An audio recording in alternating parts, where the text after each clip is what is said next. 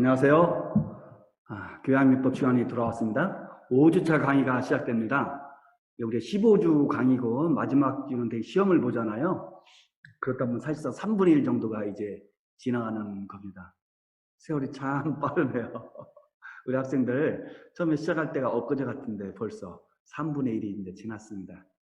좀 어렵더라도 조금씩만 참아가고 강의에 집중하다 보면 금방금방 실력이 붙을 수 있어요. 그 어려움도 별거 아닐 게 느껴질 때가 반드시 올 것입니다. 학생 여러분들 좀 힘들더라도 화이팅 하시고 끝까지 제 강의 열심히 들어봅시다. 제 강의를 들을 때 함께 올 사이버 캠퍼스 함께 올리는 강의를 같이 보면 훨씬 효과적일 거예요. 그런 부분에 대해서 좀 신경만 쓰시고 강의를 진행하도록 하겠습니다.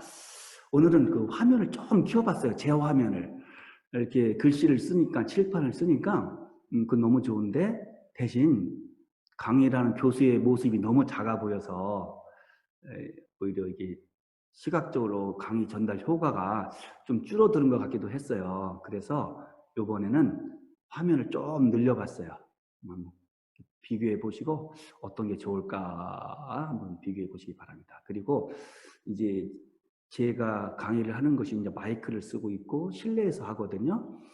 그러다 보니까 이 실내 공간이 좁고 그래서 하워링이라나요? 떨림 현상 또는 울림 현상이라고 하죠. 그게 좀 발생하는 것 같아요. 저도 이렇게 들어보면 좀 그런 걸 느끼거든요. 그래서 이번에는 왜 그럴까 하는데 제가 기술적으로 줄일 수 있는 방법은 없고 이제 여러 사람들한테 물어보니까 목소리를 조금 톤을 낮추면 조금 이제 괜찮아질 것이다 하는 조언을 해주더라고요. 그래서 한번 목소리도 가능하면 낮춰보려고 하는데 이게 기본적으로 몸에 밴 거라 쉽게 될지는 잘 모르겠어요. 아무튼 목소리 좀 작게 해볼 테니까 우리 학생들 이것도 한번 비교를 해보세요. 종전 거하고 새롭게 진행되는 것이 어떤 차이가 있는 것인지 그리고 어떤 것이 더 좋은 것인지 저도 잘 모르겠어요. 오늘은 좀 재미있는 것을 좀 가르쳐 보려고 해요. 시효라고 하는 것이 있어요. 시효. 그 중에서 오늘 소멸시효에 대해서 배울 거예요. 소멸. 뭐가 없어진다는 뜻이겠죠? 소멸된다. 뭐 그런 뜻이겠죠? 이때 시를 한자로 쓰면 이런 거예요. 때시자 있잖아요. 시간, 시계 뭐 이렇게 할 때 시대 때 효과 이런 뜻인데 시간의 효과라는 뜻이겠죠. 이 시효라는 일정한 사실 상태, 일정 사실 상태가 있는데 이것이 일정 기간 동안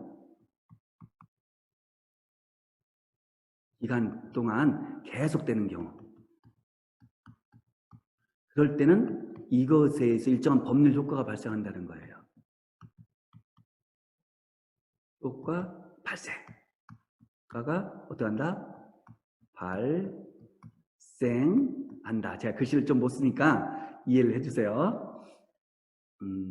자, 시효. 다시 한번 시효. 한자 때시자 효과할 때 효를 쓰거든요. 시간의 일정한 사실 상태가 일정한 기간 계속될 동안 일정한 법률 효과가 발생하는 거예요. 그럼 지난번에 제가 말씀드렸죠. 우리 법률 효과에 대해서 배웠잖아요. 그죠? 어떻게 된댔죠? 법은 대개 법률 요건과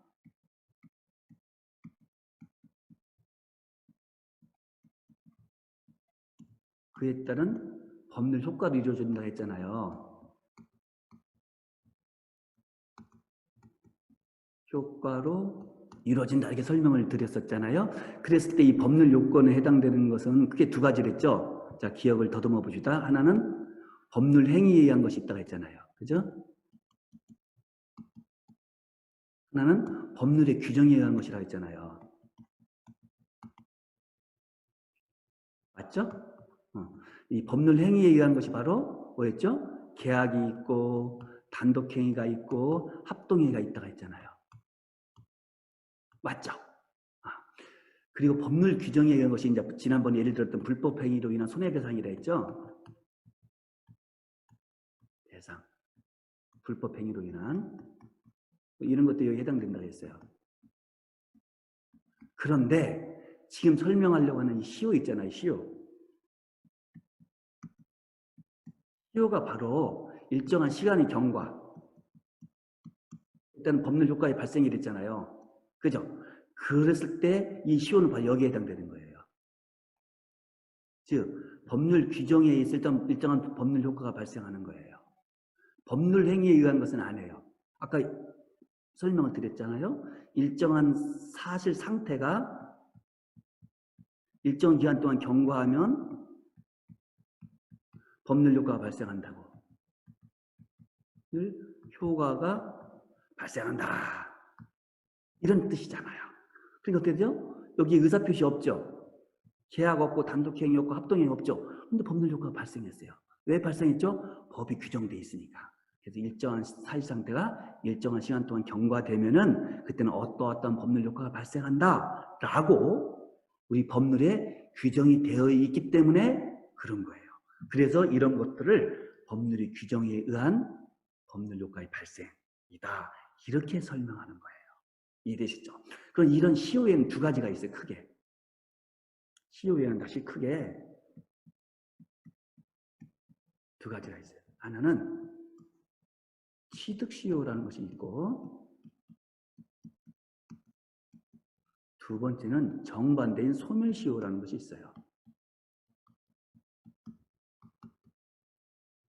아까 법률 효과가 발생한다 했잖아요. 그죠? 효과라고 했잖아요. 일정한 원인에 의해서 법률 효과가 발생하는데 이 법률 효과는 지난번에 설명했죠. 어떤 것을 말하죠? 권리가 발생하고 그지? 변경되고 그다음에 소멸하는 거라고 했잖아요. 이런 것들을 되게 변동이라고 한다 했잖아요. 권리의 변동. 그랬을 때 이 취득시효는 바로 권리가 발생하는 영역인 거예요. 소멸시효는 권리가 소멸하는 거예요. 권리가 변동되는 것이죠. 무엇에 의해서? 법률의 규정에 의해서. 법에 그렇게 규정되어 있기 때문에 이것이 바로 시효제도라고 하는 거예요. 즉 시효제도는 취득시효와 소멸시효가 있는데 취득시효는 일정한 시간이 경과하잖아요. 일정한 사실 상태가 계속되잖아요. 일정한 기간 동안 그럼 권리를 취득한다는 거예요. 즉 권리가 발생한다는 뜻이죠. 소멸시효는 정반대예요. 일정한 사실 상태가 일정한 기간 동안 계속되면은 있었던 권리가 없어지는 거예요. 즉 소멸하는 거예요. 그런데 취득시효에는 민법 중에서 물권편 쪽에 소유권의 취득이라는 편에서 규정하고 있어요. 소멸시효는 민법 총칙에서 규정하고 있어요.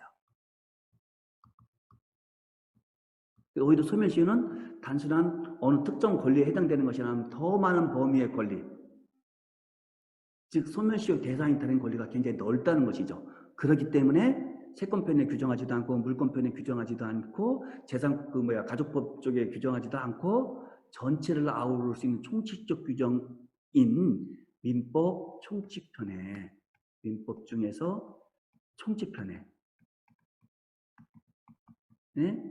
규정을 해놓고 있는 거예요. 그래서 이 시간에는 이 취득시효는 말고 소멸시효에 대해서 한번 살펴보자 하는 거예요. 이해되셨습니까?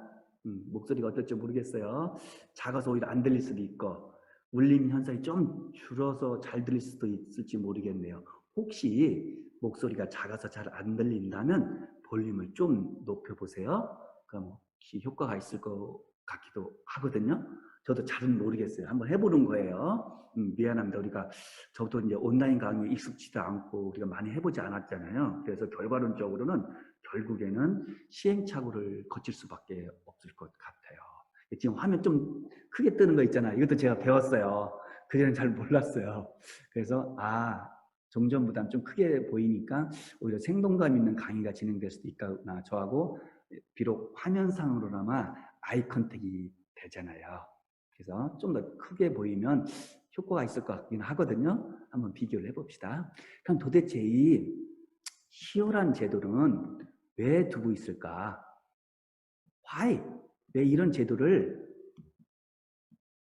인정하고 있을까? 이런 걸 생각해 보아야 되는 거예요. 법률가들은 항상 이 화의를 왜 이런 규정을 두고 있을까? 왜 이렇게 하고 있을까? 왜 이걸 규제하고 있을까? 왜 이거를 허용하고 있을까? 분명한 목적이 있거든요. 법은 모든 제도에는 다 목적이 있는 거예요. 이유가 있는 거예요. 이유가 있는 거예요. 그러니까 시효 제도는 도대체 왜 존재할 이유가 있을까? 여러 가지가 있을 수 있어요. 하나는 아까 시효는 뭐랬죠? 일정한 사실 상태라 했잖아요. 사실 상태가 일정한 기간 지속되는 거라 했잖아요. 계속되는 거라 했잖아요. 그랬을 때 법은 이 사실 상태를 존중할 필요가 있는 거예요. 사실 상태가 일정한 시간 계속되면 그 나름대로 질서가 생긴 거거든요. 질서가 생기는 거예요. 그래서 이 질서를 함부로 깨트리지 말자. 그래서 이 사실 상태에 있는 것을 어떻게 한다? 권리 상태로 어떻게 한다? 높여보자. 승격시켜보자. 그래서 이 일정한 사실을 통해서 권리를 취득하는 것으로 는 있던 권리가 소멸하는 것으로 해보자 하는 것이 시효제들이 가장 큰 목적 중에 하나예요. 이유 중에 하나예요. 일정한 사실 상태를 권리 상태로 높여서 권리를 취득하게 하기도 하고 권리를 소멸시키기도 하는 것. 그것이 바로 시효제도의 존재 이유고 그 이유는 일정한 사실 상태가 계속되잖아요. 거기서 나름대로 질서가 생기는데 이것을 무시하면은 질서가 깨진 면이 있거든요. 그래서 이것을 법률 상태로 권리 상태로 높여서 이 질서를 존중해 주자. 이런 의미가 있는 것이죠. 이것이 시효제도의 첫 번째 존재 이유가 되는 거예요. 두 번째는 뭐냐면 권리 위에 잠자는 자. 잠자는 자는 나는 어떻게 한다? 보호할 필요가 없다. 보호할 필요가 없다. 이렇게 보는 거예요. 그래서 자기가 권리가 있음에도 불구하고 그리고 그 권리를 언제든지 행사할 수 있음에도 불구하고 그 권리를 행사하지 않는 자가 있다면 이 자는 보호할 필요가 없다. 그래서 권리가 소멸하게 하자. 뭐 이런 내용이에요. 이해되셨죠? 그래서 법은 권리 위에 잠자는 자는 보호하지 않고 권리를 행사하는 자, 권리를 주장하는 자만이 보호받을 대상이다 라고 보는 거예요. 그래서 법은 어쩌면 선한 사람, 착한 사람을 보호하는 것이 아니라 권리를 주장하는 사람, 자기 권리를 주장하는 사람을 보호하기도 하는 거예요. 어떻게 보면 역설적이기도 하죠. 우리는 착하고 법 잘 지키고 이런 사람을 보호해 줄 거라고 생각하지만 물론 그런 면이 있죠. 분명히. 그렇지만 그것이 전부는 아니고 어떤 때는 경우에 따라서는 권리를 적극적으로 주장하는 자, 권리를 행사하는 자만이 보호 대상이 되고 권리를 주장하지 아니하고 권리를 행사하지 아니한 자는 보호를 받지 못할 수도 있다 하는 거예요. 그래서 권리에 잠자는 자에 대해서 우리는 시효를 인정할 필요가 있다. 그런 자는 보호할 필요성이 없으니까 그 권리를 소멸된 것으로 권리가 없어지는 것으로 보자 할 필요가 있다는 것이죠. 이것이 바로 시효제도를 인정하는 두 번째 필요성 내지는 이유가 되는 거예요. 세 번째는 증거관계예요. 내가 권리가 있다 할지라도 10년, 20년 이렇게 계속되잖아요. 그럼 있던 증거도 없어지잖아요. 내가 어떤 물건을 샀는데 매매계약서 같은 것이 있는데 10년, 20년 뒤에 없어질 수도 있잖아요. 영수증 같은 거 없어질 수도 있잖아요. 그때 사는 거 봤던, 돈 빌리는 거 봤던 친구가 있었는데 이 친구가 떠나서 연락 두절이 될 수도 있고 극단적으로 사망할 수도 있잖아요. 그래서 내가 돈을 빌려준 증거 없을 수 있잖아요. 내가 산 증거 없을 수도 있잖아요. 이랬을 때는 그때는 증거를 갖기도 어려우니까 그냥 사실 상태를 존중해 주자. 이렇게 보는 거예요. 그래서 시효제도는 크게 세 가지로 볼 수 있는 거예요. 일정한 사실 상태를 권리 상태로 높여주자. 질서 유지를 위해서. 둘째는 권리 위에 잠자는 자는 보호할 필요가 없으니까 일정한 기간이 지나면 권리는 소멸하는 것으로 보자. 또는 일정한 시간이 지나면 증거가 없어지니까 그때는 증거를 갖기가 어려우니까 증거를 구하지 말고 일정한 사실 상태를 존중해 주자. 뭐 이렇게 되는 거예요. 그런데 이 세 번째 사실 현대에 와서는 그 의미가 많이 없어졌어요. 취지가. 왜냐면은 이제는 전자화되고 뭐 이게 뭐 다 돼서 다 남아 있을 수 있잖아요. 사진으로 남아 있을 가능성은 없고 그렇기 때문에 증거가 없어질 가능성은 많지는 않아요. 지금도 있긴 있겠지만 옛날에 비해서. 세 번째는 그 의미는 예전보다는 그 의미가 필요성이 많이 없어졌어요. 필요성이. 그랬을 때 설명 앞에 두 가지가 중요한 시효제도의 존재 이유예요. 그중 하나 뭐죠? 사실상태 존중. 일정한 사실상태가 계속되면 그걸 권리상태로 보자는 거예요. 그걸 권리 취득으로. 또 하나는 일정한 기간 권리를 행사하지 않으면 그 권리가 소멸한 것으로 본다는 거예요. 그랬을 때 자 봅시다. 시효제도는 두 가지가 있다 했죠. 하나는 뭐라 했죠? 취득시효가 있고 둘째는 무엇이다? 소멸시효가 있다 했잖아요. 그러면 이 취득시효는 1번에 해당될까요? 2번에 해당될까요? 일정한 사실상태에 있으면 그 사실상태를 권리상태로 승격시켜주자 이런 의미잖아요. 그런 의미라고 설명을 했잖아요. 그렇다면 이 취득시효라는 것은 이 시효의 존재의 필요성 내린 근거 이유 중에서 1번에 해당될까요? 2번에 해당될까요? 한번 생각해 보세요. 5초 동안. 5초 동안 한번 생각해 보세요. 당연히 어디에 해당될 것 같아요? 답을 하라면 이게 좀 아쉬워. 지금 당장 손 들어보면 딱딱 맞추는데 취득시효겠죠. 일정한 사실 상태를 그죠? 권리 상태로 넘겨주니까 이게 바로 취득시효는 그 1번에 해당되는 거예요. 1번에 이렇게. 그러면 일정한 기간 동안 권리를 행사하지 않는 사람 보호할 필요가 없다 하면서 권리가 소멸한다는 의미잖아요. 그러니까 어디 됐죠? 소멸시효의 존재 이유가 바로 여기에 있는 거예요. 물론 소멸시효에도 1번 상태가 있을 수 있고 취득시효에도 2번 상태가 있을 수 있지만 주된 걸 찾는다면 취득시효는 1번에서 그 근거를 찾을 수 있고 소멸시효는 바로 2번에서 찾을 수 있는 것이죠. 지금부터는 2번 소멸시효에서 배울 것인데 취득시효의 가장 전형적인 모습은 어떨 것이 있을까라고 궁금할 수 있잖아요. 그것까지는 제가 알려드릴게요. 그건 뭐냐면 타인이 부동산이라 할지라도 다른 사람의 타인을 다른 사람이라 하잖아요. 타인이 부동산이라 할지라도 토지, 특히 토지 같은 경우에 20년간 내가 주인인 것처럼 점유를 하는데 이 점유를 하잖아요. 그럼 나중에 소유권을 취득할 수가 있어요. 등기를 마치면 그런 것이 바로 취득시효의 전형적인 모습이죠. 20년 동안 그 부동산을 주인인 것처럼 점유, 사용, 수익해왔다면 그것은 이제는 그 부동산 토지의 소유자로 인정해도 문제가 안 돼요. 오히려 소유자라고 권리 상태로 승격시켜줄 필요가 있는 거야 하는 것이 취득시효인 거예요. 소멸시효는 내가 비록 권리가 있다 할지라도 일정한 기간 동안 10년이든 20년이든 5년이든 3년이든 1년이든 간에 정해진 기간 동안 권리를 행사하지 않으면 그 권리의 상태는 권리는 소멸한 것으로 보자. 권리관계를 조속하게 종료시키자라는 의미가 있는 거예요. 이해되셨죠? 자, 주요한 것은 소멸시효이기 때문에 지금부터는 소멸시효에 대해서 설명하되 아까 타인이 부동산을 20년간 소유의 의사로 점유한 자는 20년이 지나잖아요.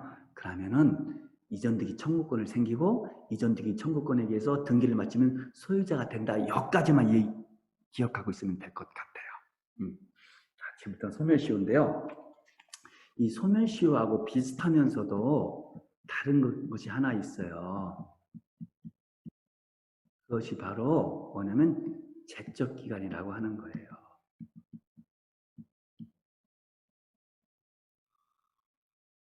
이건 뭐냐면 권리관계를 조속히, 빨리겠죠? 조속히 확정하기 위해서 일정 기간 동안 권리를 행사하지 않으면 소멸, 더 이상 그 권리가 존속하지 않는 것으로 하지 않는 것으로 본다는 거예요. 이 점에서 일정 기간 동안 권리 행사하지 않은 권리가 소멸하는 이 소멸시효하고 굉장히 유사한 거예요. 그래서 쉽게 구별하지가 않아요. 그래서 관념적으로는 분명히 구별되는데, 그랬을 때 어떻게 되냐면 이 권리의 제적 기간은 뭐냐면은 권리의 존속 기간이라고 해서 일정한 시간의 경과만으로 인해서 당사자의 주장과 관계없이 권리가 소멸하는 것으로 보는 거예요. 권리가 소멸한다는 의미에서는 소멸시하고 유사해요. 그러나 이것은 법이 정한 권리의 존속기간이에요. 그런 점에서 소멸시효하고는 약간 구별돼요. 그래서 구체적으로는 소멸시효가 완성이 되더라도 당사자가 법원에서 이것을 주장하지 않고서는 법원은 판단할 수가 없어요. 그런데 제적기간 같은 경우에는 당사자가 주장하지 않아도 법원이 판단하도록 되어 있어요. 그래서 그 여러 차이점이 있지만 쉽게 구별하지는 못해요. 그랬을 때 제적기간은 도대체 어떤 것이 있느냐? 우리 주로 어떤 경우가 있냐? 우리 옛날에 권리의 종류에서 내용에 따른 권리 분류가 있었고 그 효력에 따른 권리 분류가 있었죠. 효력에 따른 분류가 있을 때 가장 먼저 배웠던 것이 청구권을 배웠고 형성권을 배웠어요. 그죠? 기억을 더듬어 봅시다. 세 번째가 이제 항변권 정도를 배웠어요. 그죠? 그랬을 때 형성권 같은 경우가 바로 권리의 제적 기간에 해당된다고 보는 거예요. 청구권은 대부분 소멸시효에 해당되고 이렇게 본다는 거예요. 형성권 중에서 우리가 뭐랬죠? 취소권 같은 것이 됐죠. 형성권 뭐랬죠? 일방적인 의사표시만으로 법률 관계가 형성되는 거, 만들어지는 거랬잖아요. 형성. 그죠? 이게 이제 변동이 해당되죠. 권리가 발생하기도 하고 변경되기도 소멸되기도 한다 했잖아요. 취소권을 행사하면 법률 행위가 취소되는 거죠. 계약이 취소되는 거야. 해제권 행사하면 계약이 해제되는 거야. 해지권 행사하면 계약이 해지되는 거야. 철회권 행사하면 계약이 철회되는 거야. 계약이 처음부터 없었던 걸로 되는 거예요. 이런 것들이 형성권이라 했잖아요. 이런 것들은 대개 무엇이냐? 제적 기간에 해당된다고 보는 거예요. 이해되셨죠? 청구권은 소멸시효에 해당된다고 보는 거예요. 자, 그래서 제적 기간의 핵심은 권리를 일정 기간 동안 행사하지 않으면, 즉 일정 기간 내에만 행사하도록 됐어요. 그래서 이거를 권리의 존속 기간이라고도 하는 거예요. 존속 기간이다 라고 행사하는 거예요. 그래서 제적 기간은 권리 존속 기간이고 그때까지 존속한다. 그것이 넘어가면 더 이상 권리는 존속하지 않는다 라고 본다는 의미가 되는 거예요. 그랬을 때 핵심은 권리 행사겠죠. 행사. 그렇죠? 이 행사. 그래서 권리를 이 기간 동안 행사하면은 권리는 소멸하지 않죠. 이 기간 동안 행사하지 않으면 권리는 소멸하게 되는 거예요. 그랬을 때 무엇을 행사로 볼 것이냐가 핵심이 되겠죠. 또는 어떻게 하는 것이 행사로 볼 것이냐가 핵심이 되겠죠. 그랬을 때 두 가지 방법이 있어요. 자, 행사.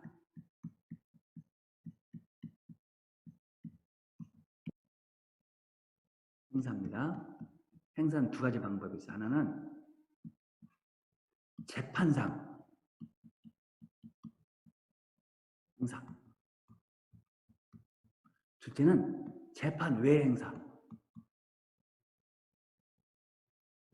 이때는 외자를 씁니다.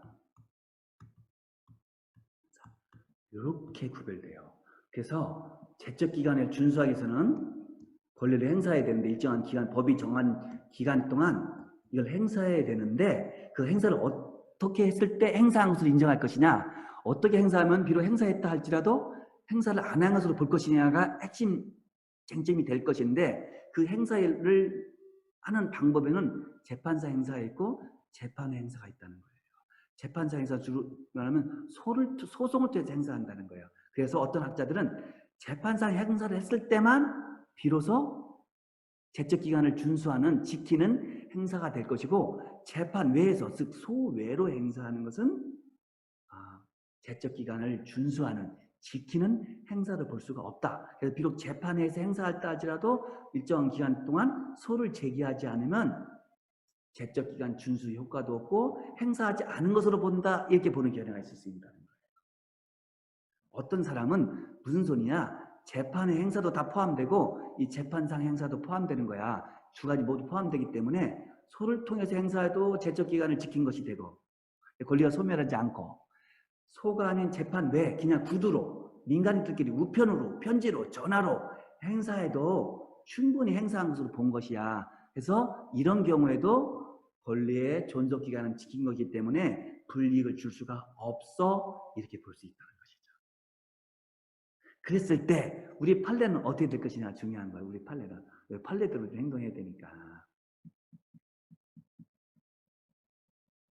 판례는 두 가지로 나누고 있어요. 그래서 반드시 소로서만 행사해야 될 경우가 있고, 즉 재판상으로만 소로서 행사해도 가능하고 재판 외로 행사도 가능한 것이다, 이런 것이 있다라고 보는 거예요. 그래서 보통은 소로도 가능하고 재판 외에서도, 즉 재판상으로도 해도 되고 재판 외에서 해도 되지만 일정한 경우에는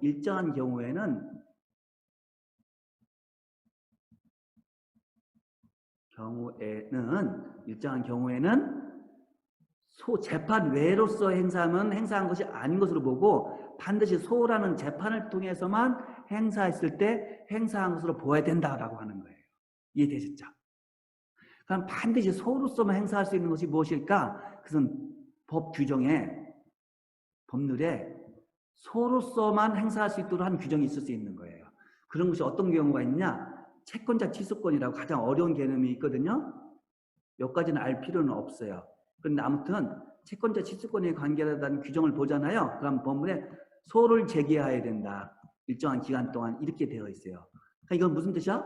소송을 통해서만 권리를 행사할 수 있고 소송 외로서는 권리 행사가 하지 못하고, 이런 행사했다 할지라도 권리를 권리행사한 것으로 법이 인정하지 않겠다라고 하는 거예요.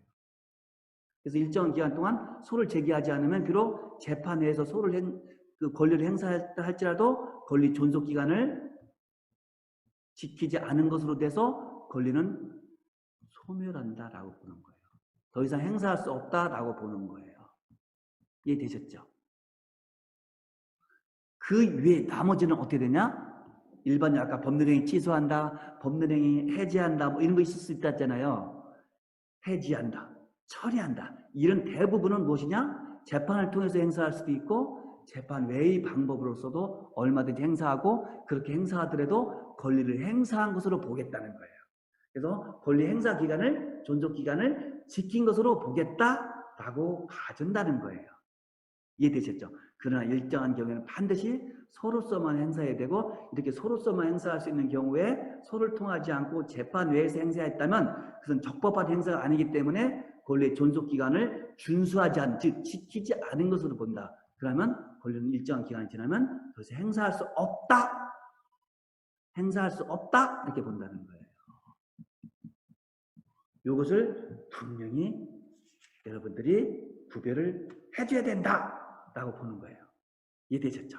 자, 첫 시간은 이것으로 마치겠습니다. 10분 쉬었다가 두 번째, 다음에는 소멸시효 요건에 대해서 한번 살펴보도록 하겠습니다. 좀 재밌나요? 두 번째는 더 재밌는 것들 많이 있어요. 한번 어떤 것이 있을까라고 궁금증을 가지고 호기심을 갖고 기대를 하면서 한번 지켜봐 주기 바라겠습니다. 좀 이따 만나뵙겠습니다. 좀 이따 만나보도록 하겠습니다. 고맙습니다.